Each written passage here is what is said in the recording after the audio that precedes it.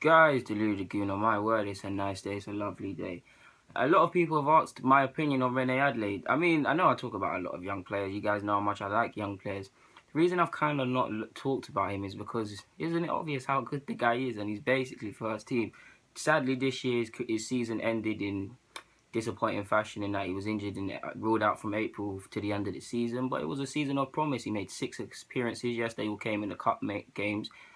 Southampton comes to mind where he was excellent, and he's a footballer I really rate highly.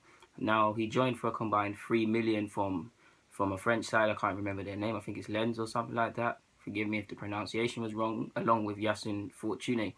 Fortune was actually the more, I don't want to say highly rated, but was the more publicized of the duo. Like it was like him, and then we're getting Reine-Adelaide. In Fortune's case, United were after him, a couple top sides. Reine-Adelaide's case, Newcastle chased him heavily. A lot of top tier French clubs and clubs from overseas chased him, us obviously, and he was linked with Barcelona.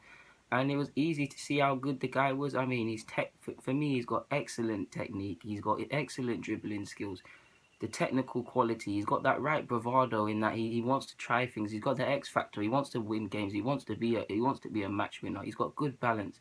He's a strong lad. The way he retains the ball, he's good in tight spaces. He doesn't panic in awkward positions. He's got an appreciation for the ball. He's obviously skillful. He's great at set pieces. He's excellent at finding space, and he's excellent.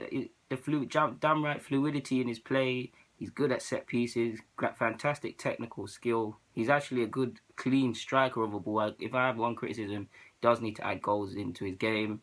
I do also believe that for him, it's more fitness in that when you the rise from academy football up is heavy. You're playing basically every 3 days or twice, 3 times a week, depending on who you are.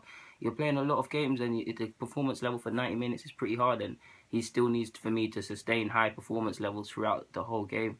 And of course, again, he's got to learn to have an appreciation for the less glamorous tasks of being a midfielder, the tracking back, the doing things for your teammates. He's getting there. He's learning. Now, I do believe he could possibly be everything Diaby was meant to be in that. For the moment, yes, he can play on either side of the flanks, but I do believe he has a career. If he's not as a cam in the centre park of midfield, he's a big lad. He's 19, 20 in January, so he's still developing physically. And as he grows and becomes even bigger in stature and gets a bit more muscle mass, he could be a real diamond in midfield. The physical capabilities matched with the technical quality, he looks like a good player. And it's easy to see it why this guy, essentially from 2015 when he joined us, why he's played a lot of football. 2015, we saw glimpses in the Emirates Cup. He was supposed to go on tour, but it didn't happen. He made 2 appearances in the FA Cup, and he was on the bench a lot of times. I believe roughly about 13 times. I can't remember if it was this season or last season, but he was on the bench a lot. And if he wasn't on the bench, he was always training with the first team and playing his games with the kids. But he was also, if he wasn't named on the sub bench, he was traveling a lot. He travelled to Bayern Munich as well. Wenger rates him highly, and he was already essentially part of the first team at 17, near enough 18 years of age. You saw in the Emirates Cup what he was doing, the silky dribbling, despite his tender years, taking it to grown professionals, not being scared. And I also like how he likes responsibility. He relishes taking set pieces and being a match winner, and he does look like a player. Like I said, this year he's made obviously the immediate task would be for him, like Maitland-Niles has set himself at the start of the season, is to start a Premier League game or something like that. But he's made cup appearances this year, 6, like I said, and he does look like a real player. Like for me, he is good. The only, like I said, in regards to the bad points, overplaying as well is a good thing, and it's a bad thing because he does overplay and get a bit excited and a bit too caught up on when he's doing skills or beating a man, and I want to say gets caught up in football too much. And you also need to remember when you play a football match is that football's enjoyable and you're expressing yourself, but you also need to go out there and win games, especially at men's level.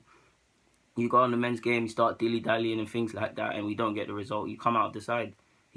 I do believe he's a good footballer, but once he gets that into his game and we can trust him a bit more, he'll make more appearances. Koscielny's spoken about him this year.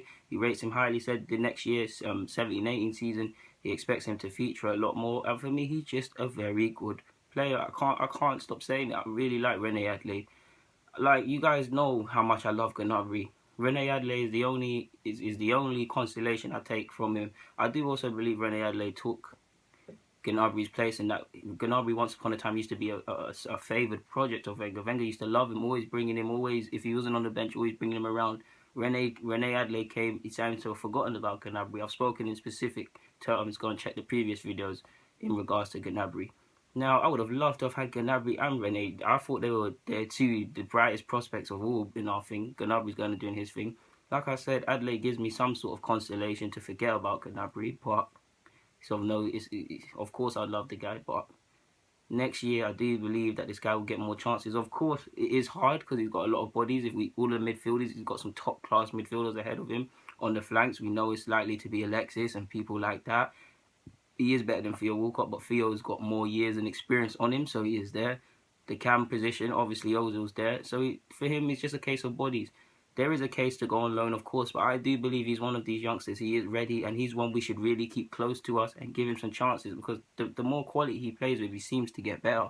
I've been impressed with what I've seen in the youth side since he's been here. Of course, because he's predominantly with the youth side, playing wise, you see a bit more of him, and I'm really happy with what he does, especially set pieces. I'm not saying he's the most greatest of corner takers or free kick takers, but it's the way he does it. Like he's just a good footballer, and I am very confident about him. Yeah, like there's not much more to be said than that. I mean, Ozil said this guy's the future of Arsenal. Koscielny said it. So yeah, I do honestly believe this guy will be everything Diaby could have, should have been, in the sense that of course if we think of Diaby, we think of the Vieira comparisons. They were nothing alike.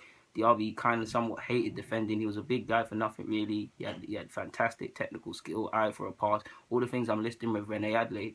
So maybe Adelaide can be everything Diaby should have been. But guys, to Lou the Goon, I'm signing out. Enjoy your day. Comment if you've got any opinions, agreeing or not. Subscribe, share. I'm out.